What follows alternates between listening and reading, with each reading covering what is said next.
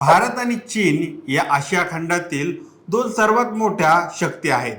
दोन्ही देशांमधील संस्कृती प्राचीन आहेत आणि पारंपरिकदृष्ट्या दोघेही एकमेकांचे प्रतिस्पर्धी आहेत.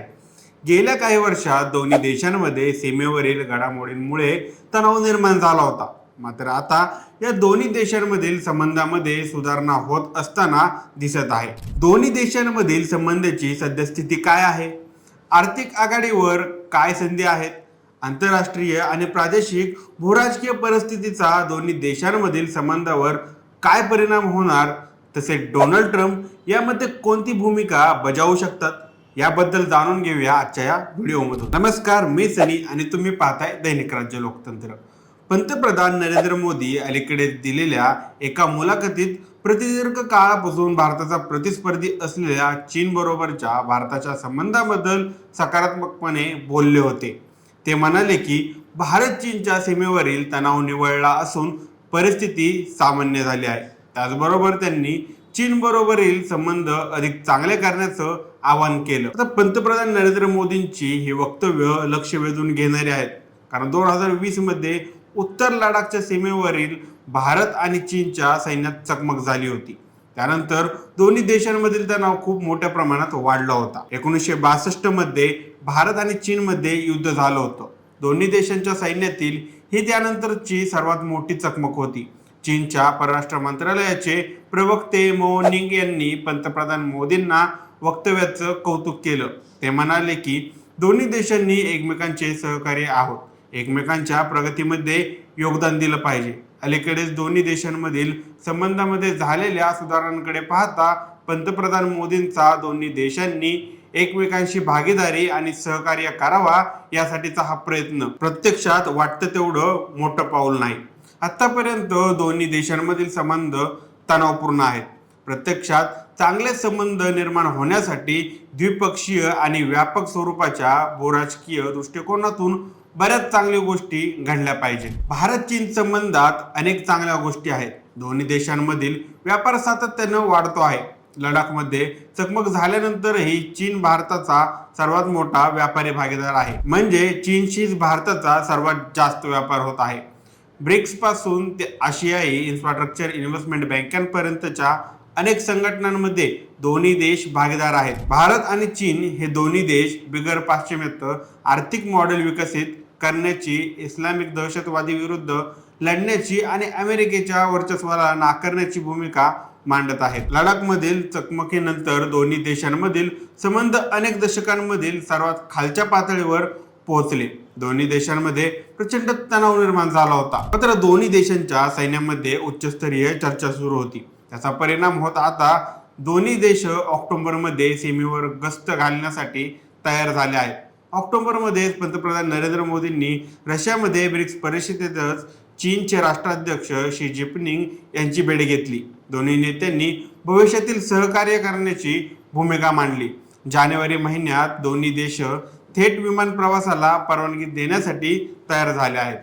या सर्व गोष्टी असताना देखील दोन्ही देशांमधले संबंधामध्ये अजूनही कटुता नक्कीच आहे. भारत आणि चीन या दोन्ही देशाचे एकमेकांचे मुख्य प्रतिस्पर्धी असलेल्या देशांशी जवळचे सुरक्षाविषयी संबंध आहेत. म्हणजेच भारताचे अमेरिकेबरोबर संबंध आहेत, तर चीनचे पाकिस्तान बरोबर संबंध आहेत. काश्मीरच्या वादग्रस्त प्रदेशात चीन भारताच्या धोरणांना विरोध करतो.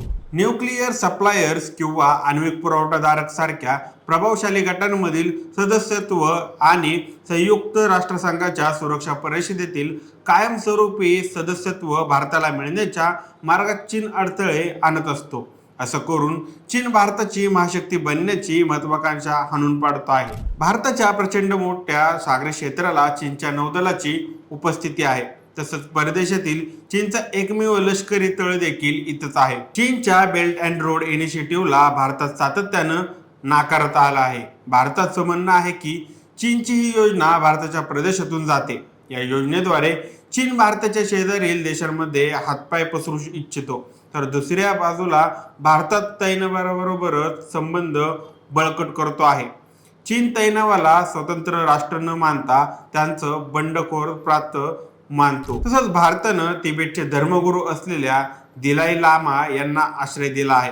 चीन दलाई लामांना धोकादायक फुटीरतावादी म्हणतो. याचा वापर दक्षिण चीन समुद्रात चीनच्या चिथावणीला रोखण्यासाठी केला जाऊ शकतो. इंडो पॅसिफिक कॉड आणि पूर्व मध्य युरोप इकॉनॉमिक कॉरिडॉर सारख्या जागतिक पातळीवर अनेक व्यासपीठांमध्ये भारत सहभागी आहे. या व्यासपीठांकडे किंवा संस्थेकडे चीन त्यांच्या विरोधातील डावपेच म्हणून पाहतो. आता दोन्ही देशांमधील संबंध अधिक बारकाईनं समजून घेण्यासाठी अनेक बारकाईनं लक्ष दिलं पाहिजे. यातील पहिला मुद्दा आहे दोन्ही देशांच्या सीमा संदर्भात चर्चा. भारत आणि चीन मधील 3380 किलोमीटर लांबीच्या सीमेवरील 50,000 चौरस मिलीचा प्रदेश वादग्रस्त आहे. सीमेवरील स्थिती हा दोन्ही देशांमधील संबंधाचा सर्वात मोठा सूचक आहे.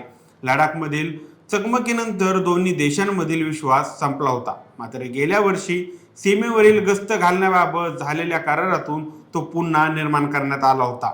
दोन्ही देशांनी एकमेकांविषयी आणखी विश्वासाचं वातावरण निर्माण केलं तर ते संबंध सुधारण्यासाठी चांगलं चिन्हही ठरेल. भविष्यात दोन्ही देशांचा उच्चस्तरीय सहभाग देखील महत्वाचा ठरणार आहे. नरेंद्र मोदी आणि शी जिनपिंग दोघेही वैयक्तिक मुत्सद्देगिरीला महत्त्व देतात. जर हे दोन्ही नेते यावर्षी एकमेकांना भेटले तर त्यामुळे अलीकडच्या काळात द्विपक्षीय संबंधांना जी गती आली आहे त्याला चालना मिळेल. जुलै महिन्यात ब्रिक्स परिषद आहे, तसंच नोव्हेंबर महिन्यात G20 ची बैठक आणि त्यानंतरच्या काळात शांघाय कोऑपरेशन ऑर्गनायझेशनची बैठक देखील होणार आहे. या बैठकीच्या निमित्तानं दोन्ही नेत्यांना एकमेकांची भेट घेण्याची संधी मिळेल. दोन्ही देशांमधील संबंधामध्ये आणखी एक महत्त्वाचा मुद्दा म्हणजे चीनची गुंतवणूक. उत्पादक क्षेत्रापासून ते अपारंपरिक ऊर्जा क्षेत्रापर्यंतच्या प्रमुख भारतीय उद्योगांमध्ये चीनी गुंतवणूकमुळे मोठं भांडवल येईल. यामुळे चीनबरोबरच्या व्यापारातील भारताची 85 अब्ज डॉलरची व्यापारी तूट कमी करण्यास मदत होईल. या प्रकारे चीनची भारतातील गुंतवणूक वाढल्यामुळे एकीकडे भारताच्या अर्थव्यवस्थेला गती मिळेल तर दुसरीकडे चीनला जगातील सर्वात वेगवान विस्तारणाऱ्या अर्थव्यवस्थेत जास्त गुंतवणूक करण्याची संधी मिळणार आहे. दोन्ही देशांमधील भक्कम आर्थिक सहकार्यामुळे सीमेवरील तणाव कमी करण्यास मदत होईल. दोन्ही देशांमधील संबंधांच्या बाबतीत ट्रम्प फॅक्टर देखील एक मोठा घटक आहे. एकीकडे चीनमधून येणाऱ्या वस्तूंवरील टॅरिफ किंवा आयात शुल्क वाढवताच अमेरिकेचे राष्ट्राध्यक्ष डोनाल्ड ट्रम्प यांनी चीनबरोबरचा तणाव कमी करण्याची इच्छा व्यक्त केली आहे. जर अमेरिका आणि चीनमधील तणाव कमी झाला तर त्यामुळे भारताची चिंता वाढू शकते, कारण त्या परिस्थितीत मग अमेरिका चीन विरोधात भारताची मदत करणार नाही. त्यामुळे भारत चीन बरोबरचे संबंध सुधारण्याचा प्रयत्न करेल. याशिवाय डोनाल्ड ट्रम्प यांच्या आयात शुल्काबाबतच्या धोरणाचा जर भारताला धक्का बसला तर साहजिकच भारताला चीन बरोबरचा आर्थिक सहकार्य वाढवावं लागणार आहे. या गोष्टीची शक्यता अधिक आहे, कारण अमेरिका आणि भारतामध्ये आयात शुल्क सरासरी 10% फरक आहे. भारत आणि चीन आशिया खंडातील दोन सर्वात मोठे देश आहेत. दोन्ही देश स्वतःची संस्कृती महान असल्याचं मानतात. दोन्ही देश नैसर्गिक प्रतिस्पर्धी आहेत. मात्र अलीकडेच दोन्ही देशांमधील संबंधामध्ये झालेली सुधारणा तसेच इतर आघाड्यांवर द्विपक्षीय संबंधामधील सुधारणेच्या शक्यतेमुळे दोन्ही देशांमधील संबंधामध्ये स्थैर्य येऊ शकतं. तसंच या परिस्थितीमुळे पंतप्रधान मोदींची सलोख्याची भाषा ही फक्त घोषणाबाजीच राहणार नाही याची खातरजमा त्यामुळे होऊ शकते.